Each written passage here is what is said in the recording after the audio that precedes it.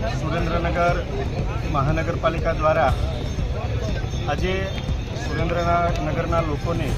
સુખાકારીમાં અને સુવિધામાં વધારો થાય એ માટે જે વઢવાણ ભોગાવો નદીના કાંઠે આવેલો રિવરફ્રન્ટ એક ફેઝમાં પૂરો કરી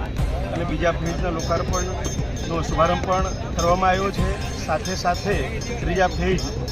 કે જે બસ સ્ટેન્ડ પાછળના ભાગથી શરૂ કરી અને ગેબનશા પીર સુધી એટલે કે આશરે 3 કિલોમીટર સુધીનો રિવરફ્રન્ટ 56 કરોડના ખર્ચે જે બનવાનો છે એ કામનું આજે ભૂમિપૂજન થયું છે. સાથે સાથે સુરેન્દ્રનગર શહેરના હાર્દસમા વિસ્તારમાં આવેલો હતો જે રંભાબેન ટાઉન હોલ, એ ટાઉન હોલ ખાતે આખો જ ટાઉન હોલ નવો બનાવવા માટે 8 કરોડના ખર્ચ સાથે આજે એ કામનું પણ ભૂમિપૂજન થયું છે. સુરેન્દ્રનગર મહાનગરપાલિકા બન્યા પછી ગુજરાત રાજ્યના માનનીય મુખ્યમંત્રી શ્રી ભૂપેન્દ્રભાઈ પટેલ સાહેબની સરકાર દ્વારા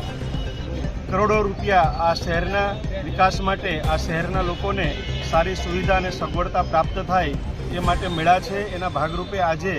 આ ટાઉન હોલ એનું પણ ભૂમિપૂજન અને રિવરફ્રન્ટના ત્રીજા ફેઝનું પણ ભૂમિપૂજન થયું છે, જેમાં અમારા જિલ્લા ભારતીય